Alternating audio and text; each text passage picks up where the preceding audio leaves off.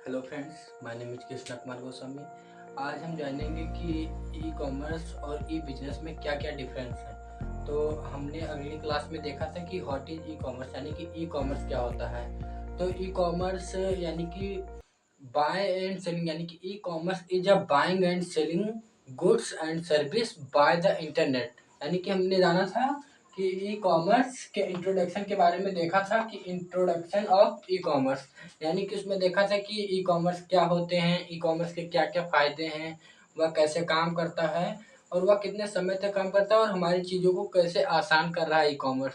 और e commerce काफ़ी इसका स्कोप है और ये एक प्रगति, यानी कि प्रगति मान लीजिए कि चल रहा है और इसकी जो मार्केट है ये बढ़ती ही जा रही है। तो आज हम जानेंगे कि the difference between e commerce and E business, यानी कि ई कॉमर्स और ई बिजनेस में क्या क्या अंतर है। यानी कि ई कॉमर्स, ई का मतलब होगा इलेक्ट्रॉनिक, और कॉमर्स, कॉमर्स का मतलब सामान को खरीदना और बेचना, और ई मतलब इलेक्ट्रॉनिक्स और बिजनेस यानी कि व्यापार, यानी कि इलेक्ट्रॉनिक ऑनलाइन माध्यम से हम अपने व्यापार को कैसे बढ़ा सकते हैं और क्या क्या कर सकते हैं उसके बारे में जानेंगे। तो e commerce and E business. तो ई कॉमर्स में क्या होता है, ई कॉमर्स से तात्पर्य है इंटरनेट पर ऑनलाइन वाणिज्य गणितीय लेन देन, यानी कि ई कॉमर्स हमारा जो कार्य करता है वह वाणिज्य यानी ऑनलाइन माध्यम से वाणिज्य गतिविधियों में लेन देन करता है, यानी कि सामान को बेचता है और उस सामान के बदले पैसा लेता है, यही हमारा यानी कि ई कॉमर्स से ये तात्पर्य है। और ई बिजनेस से तात्पर्य है इंटरनेट के माध्यम से सभी प्रकार की व्यावसायिक गतिविधियां, यानी कि जो व्यापार में जो जो गतिविधि हैं उसके बारे में जानने के लिए हमें क्या करना पड़ता है, ई बिजनेस। और ई बिजनेस फिर आगे देखेंगे दूसरा पॉइंट, ई कॉमर्स एक संकीर्ण अवधारणा और इसे ई कॉमर्स बिजनेस का एक उपसमूह भी कहते हैं, यानी कि जो हमारा ई कॉमर्स है वह हमारा ई बिजनेस का एक छोटा सा समूह है, यानी कि उपसमूह है। ठीक, अब हम जानेंगे कि ई बिजनेस यानी कि इसमें देख लेते हैं कि दूसरा पॉइंट क्या है। ई बिजनेस एक व्यापक अवधारणा उदाहरण और ई बिजनेस ई कॉमर्स का सबसे यानी कि सुपर सेट माना जाता है, यानी कि ई कॉमर्स का एक, जैसे कहते हैं कि हमारा कोई हिस्सा हो गया, जैसे मान लीजिए आप हैं, आपका कोई छोटा भाई या आपका कोई बच्चा हो गया, तो वो आपका एक प्रकार का हिस्सा है। ऐसे ही ई बिजनेस का ई कॉमर्स हमारा क्या है, हिस्सा है। तो आगे देखते हैं कि तीसरा पॉइंट क्या है, कहता है इसमें वाणिज्य लेन देन किया जाता है, यानी कि इसमें वाणिज्य लेन देन, कोई सामान खरीदते हैं उसके बदले में हम पैसा देते हैं, या मान लीजिए कोई सामान हम बेचते हैं उसके बदले में पैसे लेते हैं, तो वो हो गया वाणिज्य लेन देन। तो फिर इसमें क्या है कि तीसरा पॉइंट इसमें कह रहा है ई बिजनेस लेन देन सीमित नहीं होती है। इसमें है कि ई कॉमर्स में लेन देन सीमित रहता है और इसमें ई कॉमर्स में यानी ई बिजनेस में ये लेन देन हमारी जो है सीमित नहीं रहती हैं। और ई बिजनेस व्यापक अवधारणाएं से मिलकर बनी है। तो ई बिजनेस में हमारा क्या है, लेन देन ये सीमित नहीं रहती है, इसमें जो लेन देन है यानी कि ई कॉमर्स में लेन देन हमारा सीमित रहता है। फिर 5वां पॉइंट देखते हैं, इसमें इंटरनेट पर उत्पाद बेचना या खरीदना और मौद्रिक लेन देन करना आदि गतिविधियां शामिल हैं, यानी कि ई कॉमर्स में हम सामान को बेचना या खरीदना और उसके बदले में मौद्रिक यानी कि पैसा को लेना क्या कहता है, ई कॉमर्स कहलाता है। और इसमें क्या कर रहा है 5वां पॉइंट कि व्यापारिक लेन देन ई बिजनेस में किया जाता है, यानी कि जो व्यवसाय से रिलेटेड कोई गतिविधि है या कार्य है उसको हम ई बिजनेस में करते हैं। और इसमें फिर 6वां पॉइंट कह रहा है कि इसके लिए केवल एक वेबसाइट की आवश्यकता होती है, यानी कि और इसमें इंटरनेट का अनिवार्य उपयोग होता है, यानी कि ई कॉमर्स में एक वेबसाइट होनी चाहिए आपकी, जैसे मान लीजिए वेबसाइट के नाम पे अमेजोन को ले लीजिए, फ्लिपकार्ट को ले लीजिए, ब्लिंकिट नाम सुने होंगे, ब्लिंकिट ले लीजिए, लेंसकार्ट ले लीजिए।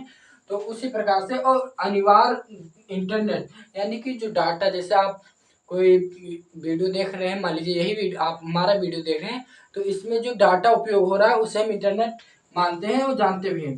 तो इंटरनेट का अनिवार्य उपयोग होता है।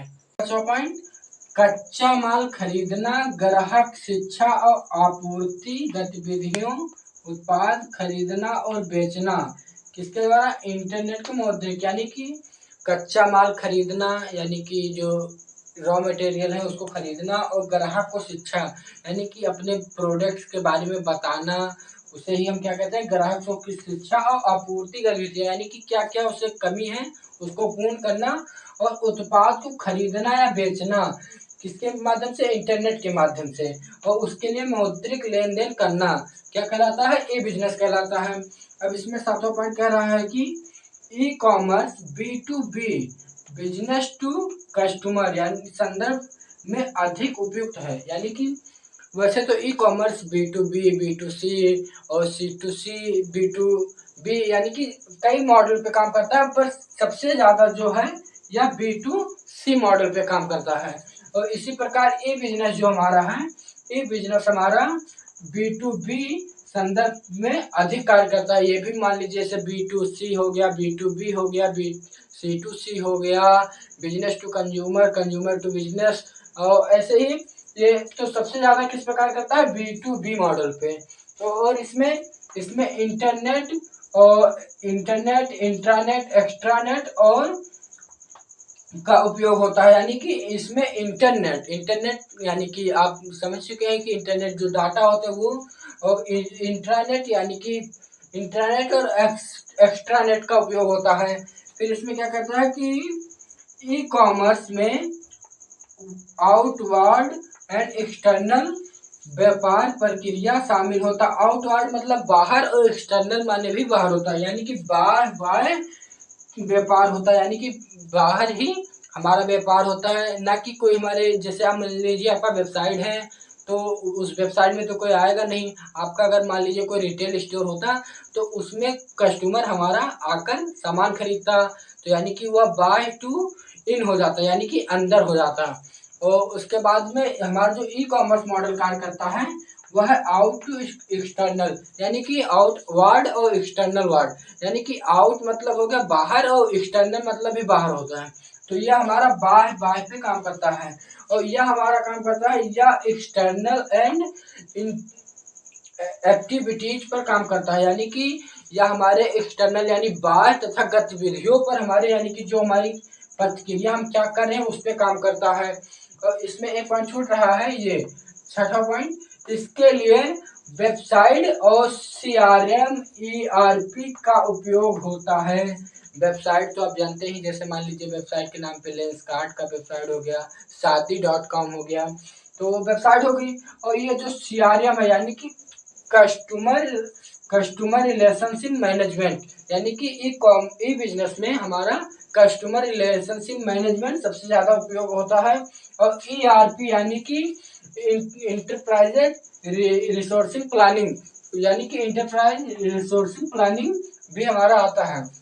धन्यवाद, आज के लिए इतना ही, और हम कल की वीडियो में, कल की क्लास में और जानेंगे। तो अगर मेरा चैनल सब्सक्राइब नहीं किया तो प्लीज़ मेरा चैनल सब्सक्राइब कर लीजिए और बेल आइकन को दबा दीजिए, जिससे कि हमारा जो वीडियो आपके पास सर्वप्रथम पहुंच सके, और आप अपने नॉलेज को बढ़ाते रहिए। इसी प्रकार एक लाइन से हम अपनी क्लास को समाप्त करेंगे कि फेसबुक फाउंडर मार्क जुकरबर्ग कहते हैं कि सबसे बड़ा जोखिम यह है कि कोई जोखिम ना लेना, यानी कि सबसे बड़ा जोखिम यह है कि कोई जोखिम को ना लेना। तो धन्यवाद, थैंक्स फॉर वॉचिंग।